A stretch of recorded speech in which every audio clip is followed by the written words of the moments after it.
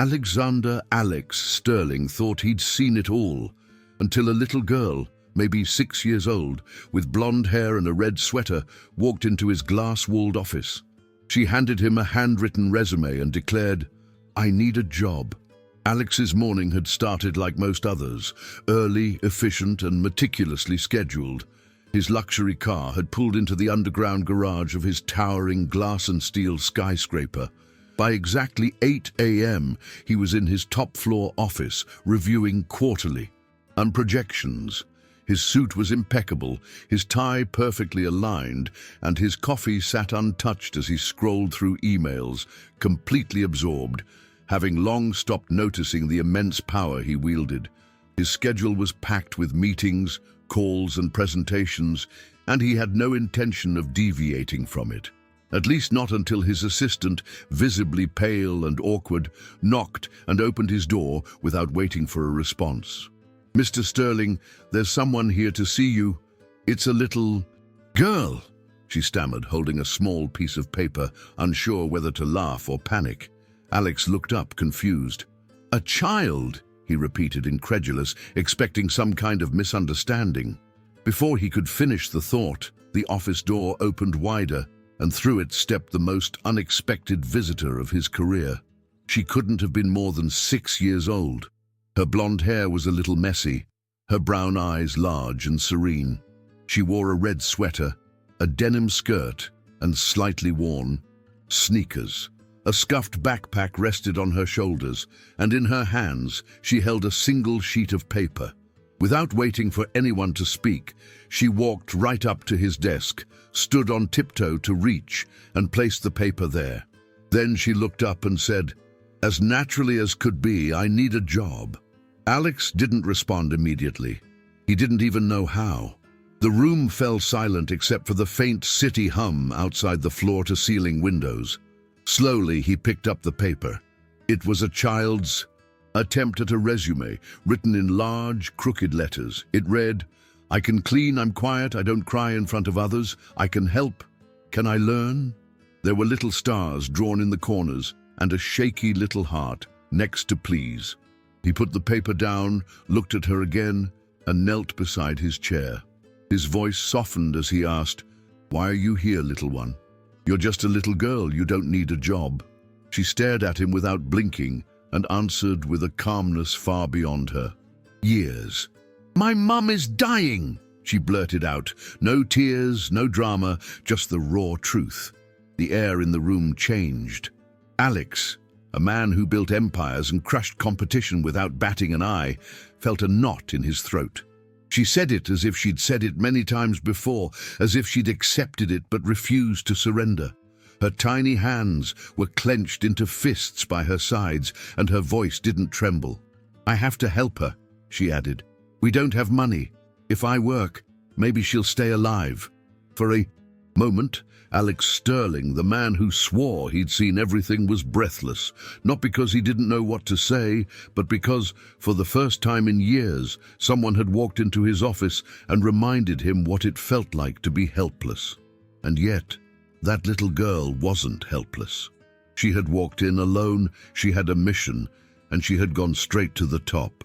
He stood up slowly, the paper still in his hand, and said, "What's your name?" The girl answered without hesitation, "Lily. Lily Hayes."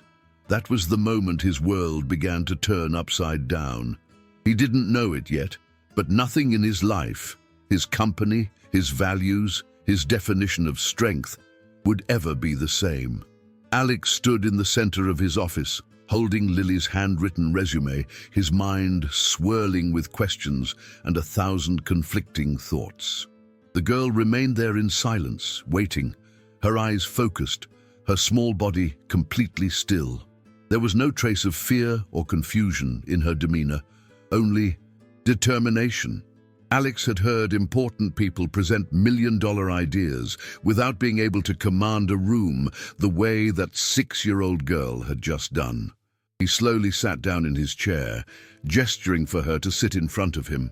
She struggled to climb onto the enormous leather armchair, her feet not reaching the floor, and folded her hands in her lap. He cleared his throat and leaned forward, keeping his tone calm. "Lily, do you know where you are?" She nodded without hesitation. "You're... Mr. Sterling, you have a lot of money. My mom said people with money are the ones who can help when no one else can." Her answer was so direct, it left him momentarily speechless. Alex glanced at his assistant, still frozen in the doorway, and motioned for her to give them privacy. The door closed with a click, and the office plunged into a silence broken only by the sound of traffic below. Alex leaned forward again, this time more gently. "Can you tell me what happened to your mom?" Lily nodded. "She's sick. She doesn't tell me everything, but I know it's in her body. She used to be strong, you know? Now she can't work anymore. And the hospital said it's very expensive." Her voice was clear, as if she'd rehearsed those words 100 times. "We had to leave our apartment. Now we stay in a small room, and she sleeps almost all the time. Sometimes I make cereal for dinner." He felt a strong ache in his chest. He had come from humble beginnings, but not like this. He had never been 6 years old and knocked on a company owner's door asking for a job. "Does she know you came here?" he asked softly. "No," Lily replied. "She would have said no, but I saw your name in a newspaper. I know your building because it's big and shiny. And people say you fix things fast. I thought maybe you could fix this." Alex took a deep breath and stood up, walking to the window. The city spread out below, immense and indifferent, and he realized how many people passed through it every day, suffering in silence, unseen. He turned to the girl, who was now swinging her legs slightly, her gaze fixed on the bookshelf behind his desk. "You are very brave, Lily," he said. "Most adults wouldn't have had the courage to do what you just did." She shrugged. "It's not courage, it's just what you do when you love someone." Her words hit him harder than she could have imagined.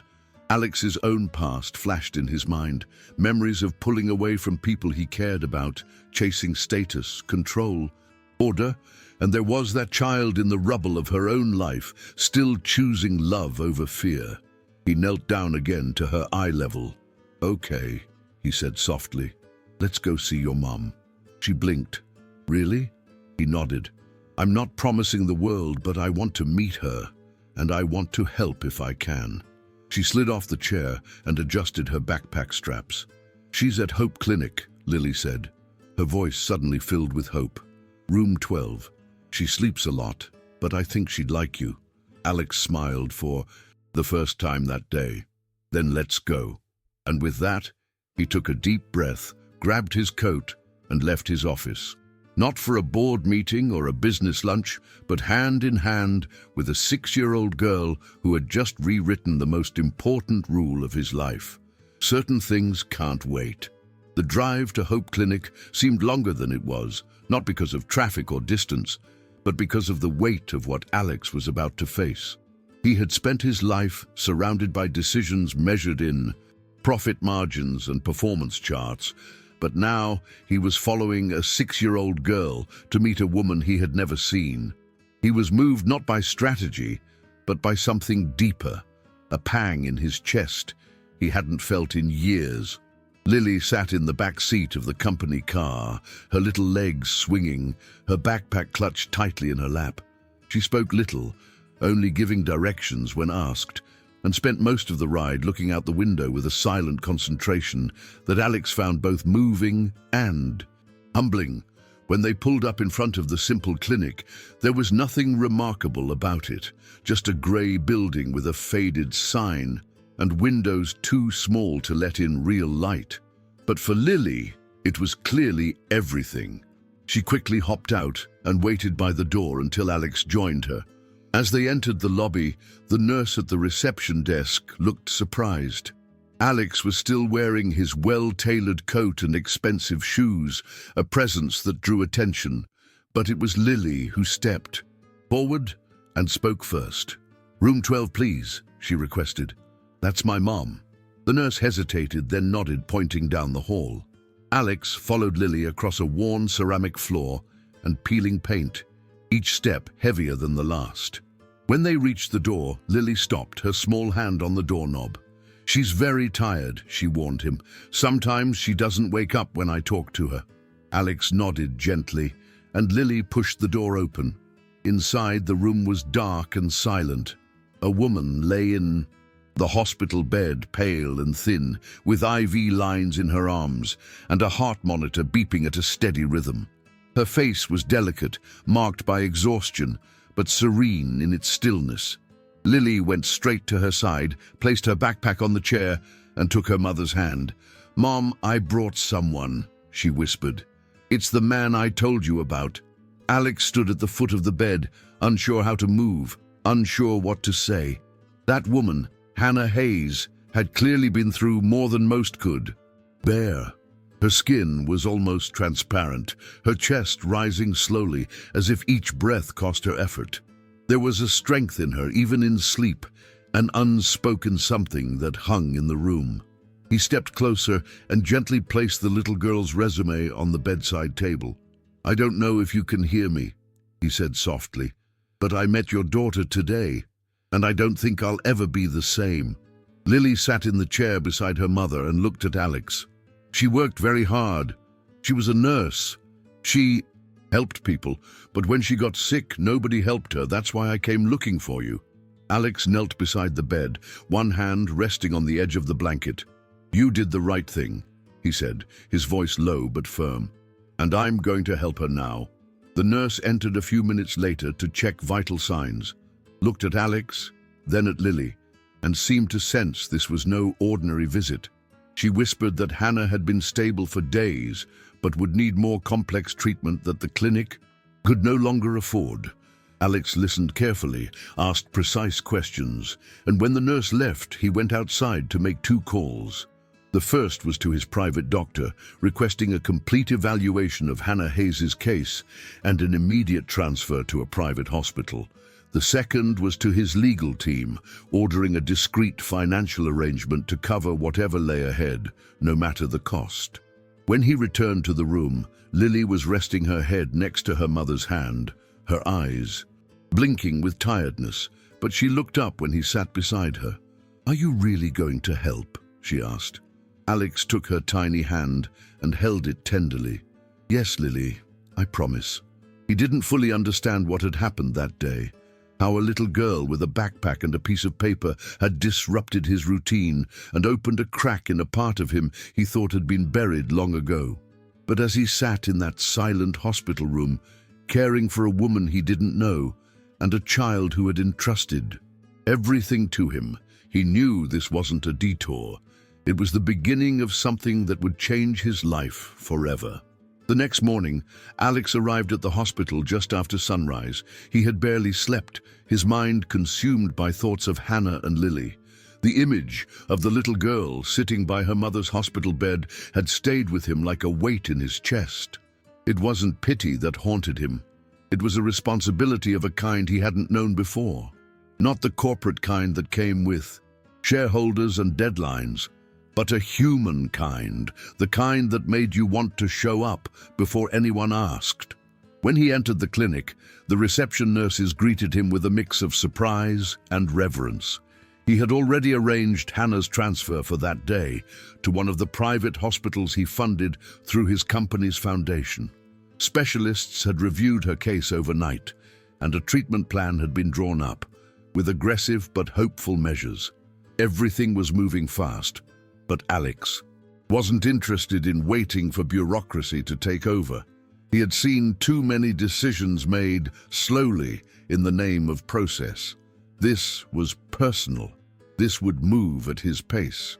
He walked down the now familiar hallway toward room 12, carrying a paper bag with breakfast, fruit, a muffin, and a small cup of chocolate milk. Lily was already awake, curled up in the chair next to her mother, her knees pulled to her chest. She looked up when he entered and gave him a sleepy smile that, despite everything, still had the quiet power to soften him. He handed her the bag, which she took with a small nod of thanks. Hannah was still sleeping. Her breathing was steady but shallow. The machines around her silently monitored every movement. Alex sat beside the bed and gently updated Lily on the plan. He explained that they were going to transfer her mother to a better hospital where she could receive stronger treatment. Lily asked no questions, just listened, holding the warm cup of chocolate milk between her hands as if it were something sacred. "Will she wake up there?" she asked after a moment. Alex offered no empty promises. "She has a better chance now," he said, "and we'll be there every day." The transfer happened discreetly just before noon. A private ambulance arrived, and Alex insisted on accompanying them. Lily sat beside him, holding her mother's hand tightly, not letting go for a moment during the ride. In the back of the vehicle, Alex made a few more calls, arranging a temporary room for Lily near the pediatric ward of the new hospital, and ensuring Hannah would have the best care available. When they arrived, a medical team was waiting. The room Hannah was taken to was bright and spacious, with large windows that let in warm light. Lily immediately unpacked her small backpack and placed a drawing on the bedside table. An image of herself, her mother, and now someone new, Alex. His name was scribbled beneath the figure in the suit, drawn with square shoulders and a smiling face. That night, after the nurses checked vital signs and the machines were calibrated, Alex sat in the family waiting room with Lily. She had changed her clothes into a clean sweater one of the nurses found for her. Her hair was freshly brushed and pulled back. She looked younger again, less tense, as if the weight of survival had loosened enough to let childhood breathe. "Do you think she'll smile again?" Lily asked, her voice low. Alex looked at her seriously. "I think so," he said.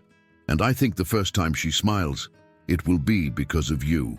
Lily didn't say anything in return, but she leaned slightly against him, resting her head on his arm. He remained quiet, letting her stay there as long as she needed. None of it seemed strange to him anymore. He didn't question why he was there, why it mattered so much. Somewhere between that moment in his office and now, he had stopped seeing it as a temporary act of charity.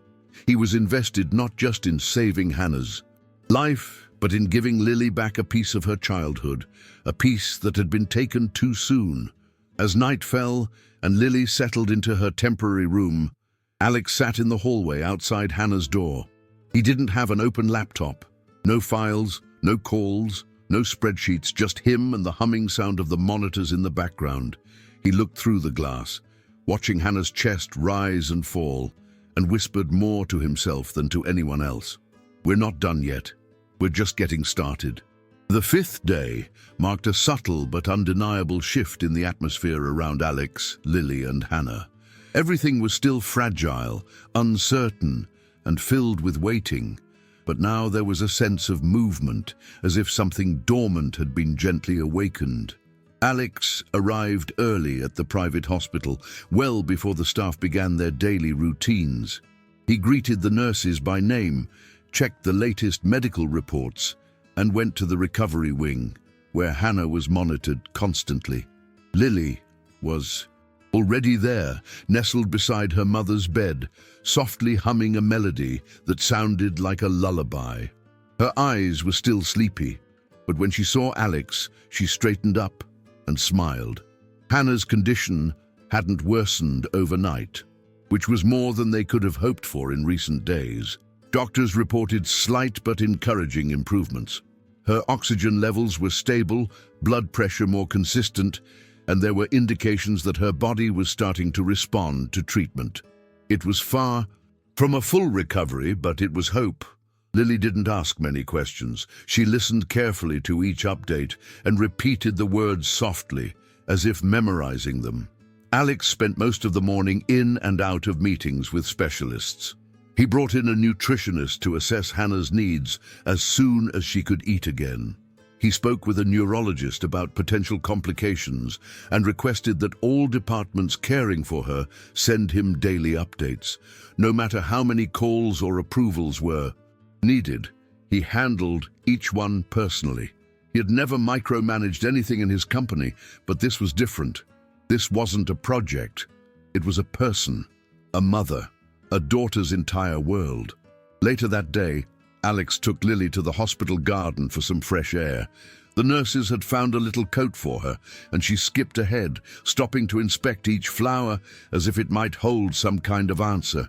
Alex followed her in silence, letting her lead. When they reached the furthest bench, near a small fountain, she sat beside him and pulled a folded paper from her backpack. It was a drawing she had made the night before. In it, 3 figures stood together, one with long hair, a small one with a big smile, and a tall one in a blue suit. She handed it to him without a word, and he looked at it for a long time before speaking. "Is this me?" he asked gently. Lily nodded. "You're part of us now," she said, "even if you don't have to be." Alex carefully folded the drawing and put it in the inside pocket of his coat. "I want to be part of it," he said, "not just today, always." She didn't say anything immediately, but her hand slid into his, and that was enough. That night, Alex stayed by Hannah's side while Lily fell asleep in the nearby family room. He watched Hannah intently, noticing the small movements, an eyelid twitching, fingers moving against the sheet. He remembered what Lily had said earlier about how her mother used to sing to her when she couldn't sleep. So he began to speak softly, not singing, just telling stories from his own childhood, stories he hadn't shared in decades. Stories about a mother who worked 2 jobs, about falling asleep on her office floor, about believing that one day he'd have enough money to make everything better. But when he looked at Hannah now and thought of Lily, he realized it wasn't money that had saved him. It was love, presence, and the kind of bravery a child shouldn't have to carry, but sometimes did. When the monitors dimmed for the night and the room became quiet again, Alex remained in his chair, motionless, watching over her. Something in the way her breathing sounded that night gave him the slightest feeling that she knew he was there, that somewhere between sleep and consciousness, Hannah understood that she and Lily were no longer alone. He didn't know what the next day would bring, but he knew one thing: no matter what, he wasn't leaving. He was fully involved now, and that changed everything. The 6th day began with a quietness that wasn't silence. It felt like expectation. Alex arrived at the hospital just after sunrise, carrying 2 cups of hot chocolate and a small paper bag with warm pastries. He had stopped at the same corner bakery he had passed every day for years, but had never entered until that week. Now he knew the woman at the counter by name. He knew which pastry Lily liked best. These were the kinds of details he once considered trivial. Now they mattered more than anything. As he entered the pediatric waiting room, he found Lily sitting cross-legged on the sofa, a picture book in her lap. But her eyes weren't reading. They were fixed on the window, watching the light change. She turned when she saw him and smiled, the kind of tired but real smile that made his chest ache. He handed her the chocolate milk and sat beside her for a few moments. They simply sat there in the early morning warmth, drinking silently, side by side, as if they had done it 100 times. Today was different. Doctors had prepared him for the possibility of Hannah waking up. Her vital signs continued to stabilize, and the neurologist reported promising brain activity. There were no guarantees, but hope was no longer just a fragile word whispered in passing. It was firmer now, more real. Alex had arranged to work from the hospital that day. His team had adjusted everything. Meetings were postponed, calls redirected, and he had brought his laptop just in case. But the truth was, he wasn't interested in spreadsheets. Every moment his attention drifted. His eyes kept returning to the hallway, leading to Hannah's room. Around noon, Lily and Alex went to visit her. The nurses had placed fresh flowers near the window and rearranged the machines to make the space less clinical, more peaceful. Lily walked to the bedside and took her mother's hand, as she always did. But today, something changed. Hannah's fingers moved in response. Then her eyelids fluttered. Alex stood motionless. His breath caught. His entire body focused on what might happen next. Slowly, painstakingly, Hannah opened her eyes. At first, her gaze was lost, her lips dry and still. But then she blinked and turned her head very slightly. Her eyes landed on Lily, who was now crying softly, her fingers squeezing her mother's hand. "Mom," she whispered, almost inaudibly. "It's me. I'm here." Hannah blinked again and with the weakest voice imaginable whispered back, "Lily." The sound of her name seemed to fill the room like sunlight. Alex had never heard anything more fragile or more powerful. The nurse hurried in, followed by a doctor, and for a few minutes the room filled with movement and technical conversation. But Alex barely noticed. He remained at the edge of everything, his heart pounding, his eyes never leaving Hannah.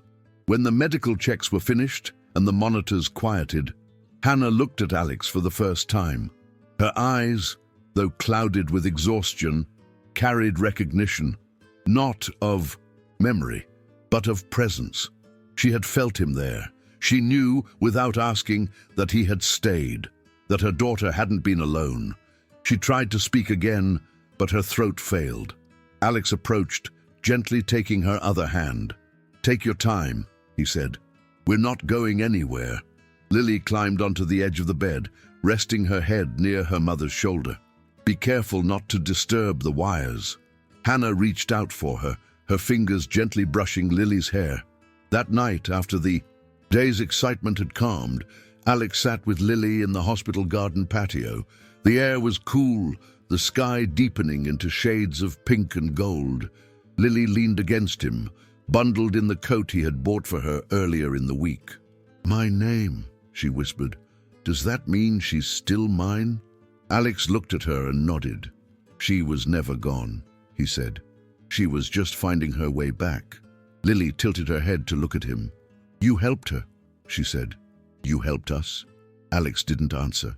Immediately, he looked at the darkening sky, realizing that this little girl had changed him more in 6 days than anything else in his entire life. She hadn't asked for wealth or promises. She had asked for time, presence, someone to care when the world didn't. As the first stars began to appear, Alex made a silent vow. No matter what happened next, he wouldn't turn away, not now, not ever. This wasn't just something he was doing for a few days, out of kindness. This was his life now. And for the first time, he was exactly where he was supposed to be. On the 7th day, everything felt lighter, not because the struggle was over, but because there was a visible beginning to something new. Hannah had spoken again that morning, a little stronger than the day before. Her voice was weak and hoarse, but it carried emotion and recognition. She asked for water, then for Lily, and then softly, she asked who the man beside her bed was. Lily smiled and simply said, "That's Alex. He's helping us." Hannah's gaze turned to him, and though her face was tired, her eyes were clear. Alex introduced himself again, more gently this time, not as a businessman, but simply as someone trying to do the right thing. The doctors were cautiously optimistic. Hannah's progress was steady, and her body was responding well to the new treatment plan. She still had a long way to go, but the danger of not waking up was behind them. Lily barely left her mother's side, only stepping away when Alex convinced her to go outside to eat or rest. She seemed to trust that her place in that room was safe again, that no one would take her away. Alex had also become a constant figure in that hospital wing. He was no longer treated as a visitor, but as part of the family. That afternoon, a social worker named Sarah arrived for a follow-up. She had met Alex briefly when he arranged Hannah's transfer, but had returned now to discuss the next steps. They met in the small family room across from Hannah's unit, while Lily sat on a beanbag chair, drawing her mother with flowers in her hair. Sarah reviewed the documents and updates Alex's legal team had already sent. She seemed impressed, but remained thorough. "You've gone above and beyond," she said, flipping through the file. "Most people in your position offer a donation and leave. But you stayed. You took responsibility." Alex leaned forward slightly. "Because it's not charity," he said. "It's family, even if it doesn't look the way people expect." Sarah asked if he had considered becoming Lily's legal guardian should the need arise. Alex hesitated, not because he didn't want to, but because it hadn't been a strategic decision. It had happened informally, silently, day by day. in the way he sat beside her in waiting rooms, carried her drawings in his pocket, and learned how she liked her toast. "Yes," he said finally. "If it comes to that, I want to be there for her." Later, Alex and Lily returned to Hannah's room. Hannah was awake again, her hands moving slowly over the blanket, searching for her daughter. Lily climbed up beside her and showed her the drawing. "You have flowers now," she said, "because you're getting better?" Hannah smiled weakly, her eyes shining with gratitude. Then she turned to Alex. "I know I didn't ask for help," she said softly, "but thank you for giving it anyway." Alex sat beside the bed and looked at her, not as a man with power, not as a savior, but as someone who had needed this connection just as much as they did. "Your daughter walked into my life and reminded me what matters," he said. "I should be thanking you too." That night, the three of them shared a quiet meal together. Hospital food warmed in the pantry microwave and eaten off paper trays. But for Lily, it felt like a feast. She told jokes, made her mother laugh, and Alex listened as if every word were a gift. The on-duty nurse watched them with a smile, commenting later that it had been a long time since she had seen so much life in that room. When it was time for Lily to sleep, Alex tucked her into the small fold-out bed next to Hannah's. As he sat nearby, Lily looked up at him with sleepy eyes. "Do you think everything will stay like this?" she asked. Alex didn't lie. "It won't always be easy," he said, "but I'll be here. We'll get through this together." She reached out for him and whispered, "I'm glad I went to your office." Alex squeezed her hand gently. "Me too," he said. "You changed everything." And as the hospital quieted for the night, Alex remained beside them. No longer a visitor, no longer a man living behind glass and wealth, but someone deeply rooted in a new life. A life built not on titles or transactions, but on trust, love, and the unexpected courage of a little girl with a backpack and a hope too big to carry alone. The 8th day felt like the beginning of something none of them had dared to believe in at first. The hospital, once cold and sterile in Alex's mind, now held warmth in its quiet moments. It was in the way Lily ran down the hallway with her drawing tucked under her arm, in the way Hannah's voice grew a little stronger with each passing hour, and in the way Alex no longer checked his phone every 10 minutes, but waited for Lily's stories, as if they were the most important meetings he could have. That morning, Hannah sat up in the hospital bed by herself for the first time. Her cheeks had a faint flush, and her eyes were clearer than they had been in over a week. Lily was practically beaming as she spoon-fed her mother warm oatmeal and told her everything that had happened while she was asleep. She talked about the garden, the chocolate milk, and how Alex had helped her buy new markers. She even shared the story of how she had walked into his office, how scared she had been, and how certain she had felt that he would listen. Hannah listened, tears streaming down her cheeks, not from pain or fear, but from the overwhelming realization that she hadn't lost everything after all. Alex stepped out to give them a moment alone and found himself lingering in the hallway, looking at a framed painting on the wall he had never noticed before. It was a watercolor of a strong, full tree, but its roots spread unevenly beneath, touching rocks, cracks, and buried things. For the first time in a long time, he understood the metaphor without forcing it. Things don't have to grow perfectly to be alive. They just need space, light, and time. Later that day, he met with Hannah's primary doctor and the social worker. They informed him that Hannah would likely be transferred to a recovery suite in a few days and could begin rehabilitation the following week. There was hope now, not just for survival, but for healing. Hannah would be able to walk again, to work again in time, but most importantly, she would be able to live. After the meetings, Alex returned to the room and found Lily drawing a new picture. This one was of a house, a bright sun, and 3 figures outside. A woman, a man in a suit, and a girl with a ponytail holding both their hands. He sat beside her and asked, "Where is this?" She smiled and said, "Our home when we're all together." He swallowed the lump in his throat and said softly, Then let's make that real. By early evening, he had already taken steps to prepare an apartment for them in one of his buildings near the city's botanical gardens. It was temporary until Hannah was strong enough to decide what came next.